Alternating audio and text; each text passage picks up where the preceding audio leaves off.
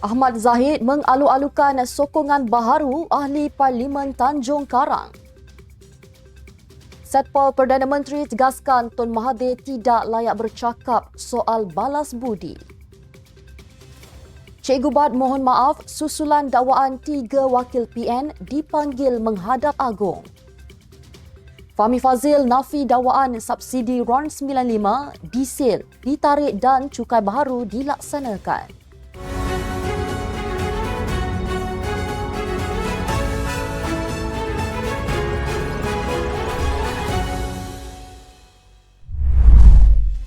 Bismillahirrahmanirrahim. Assalamualaikum warahmatullahi wabarakatuh. Salam Malaysia Madani. Bersama saya Mira Akilah dalam Netstep News edisi pagi 25 Januari 2024 bersamaan 13 Rejab 1445 Hijrah. Sebelum itu jangan lupa untuk subscribe YouTube Netstep TV dan follow Facebook Netstep Malaysia.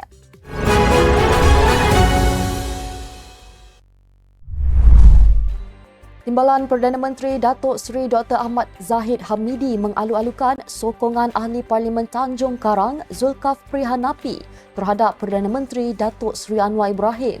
Malah Presiden UMNO itu berkata, lebih ramai yang menyokong kepimpinan kerajaan perpaduan hari ini adalah lebih baik. Katanya semakin banyak mendukung Perdana Menteri, semakin kuat kerajaan madani ada dan kini kerajaan madani mempunyai 153 sokongan Ahli Parlimen. Dengan jumlah yang ada sekarang, ia sudah melebihi 2/3 anggota Dewan Rakyat. Ahmad Zahid berkata demikian sebagai mengulas tindakan Zulkifli yang menyatakan sokongan kepada Perdana Menteri. Mengulas lanjut, Zahid berkata tindakan Zulkifli itu juga hak Ahli Parlimen secara individu.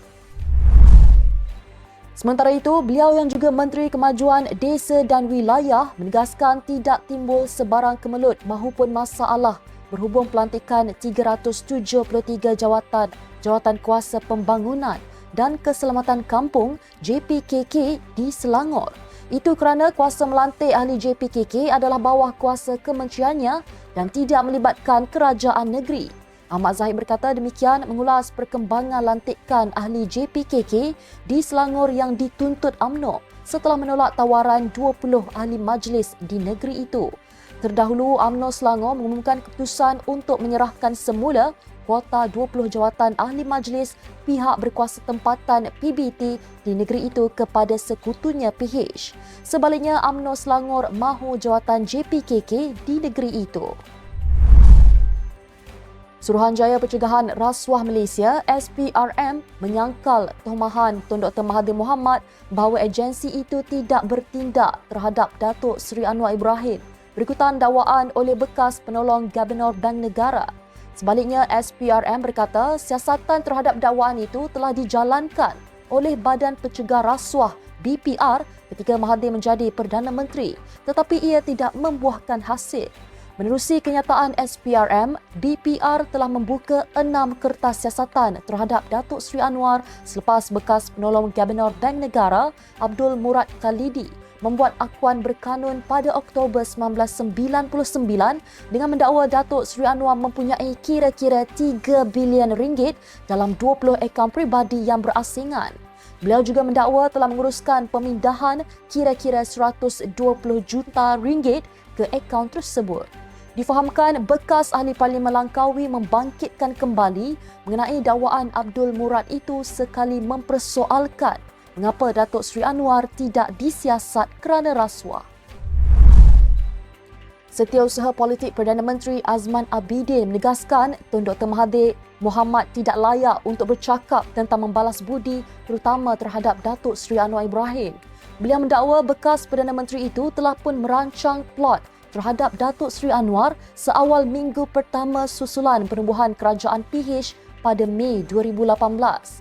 Katanya selepas PH berjaya tubuhkan kerajaan pada 10 Mei 2018, Mahathir mengadakan mesyuarat dengan pemimpin-pemimpin PH.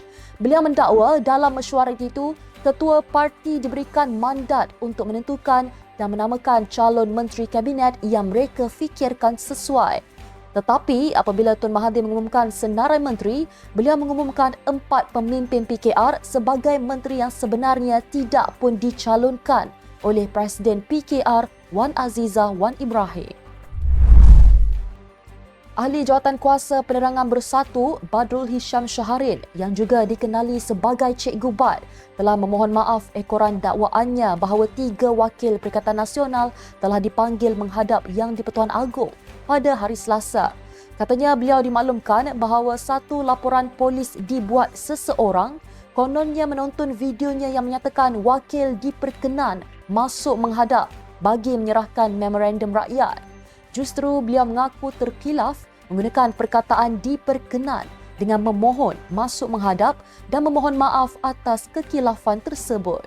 Terdahulu, Wakil Istana Negara telah membuat laporan polis terhadap Cikgu Bad kerana membuat dakwaan tersebut menerusi aplikasi video ringkas di TikTok. Jurucakap Perpaduan Fahmi Fazil menafikan dakwaan kononnya kerajaan akan menarik balik subsidi RON 95 dan diesel pada tahun ini seperti mana yang tular di media sosial. Itu kerana perkara tersebut belum lagi dibincang di peringkat Jemaah Menteri. Beliau terus menafikan dakwaan beberapa cukai baharu akan diperkenal tahun ini yang juga tular dalam media sosial. Justru Fahmi menasihati orang ramai agar sentiasa berhati-hati dalam menerima sebarang maklumat, sebaliknya merujuk kepada Kementerian Keuangan jika terdapat sebarang keraguan. Timbalan Perdana Menteri Datuk Seri Ahmad Zahid Hamidi memaklumkan pengambilan penjawat awam baharu secara kontrak dilakukan untuk tempoh singkat sebelum Kabinet meluluskan dasar baharu pengambilan secara tetap tetapi tidak berpencet. Beliau berkata dasar baharu pengambilan itu akan dilaksana tahun ini dengan perinciannya diumumkan oleh Ketua Pengarah Perkhidmatan Awam, Datuk Seri Wan Ahmad Dahlan Abdul Aziz. Ahmad Zahid berkata mesyuarat Kabinet yang dipengerusikan oleh Perdana Menteri Datuk Seri Anwar Ibrahim turut menyatakan terdapat kekeliruan daripada kenyataan bahawa pengambilan baharu penjawat awam adalah jawatan kontrak.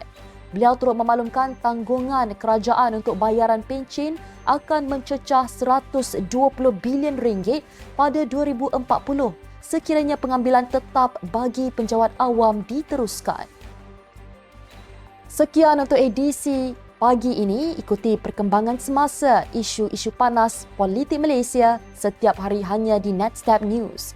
Jangan lupa untuk follow Facebook Netstab Malaysia dan subscribe YouTube Netstab TV. Netstab Malaysia menjangkau informasi, mengorak inspirasi. Saya Mirakilah, Assalamualaikum dan salam sejahtera.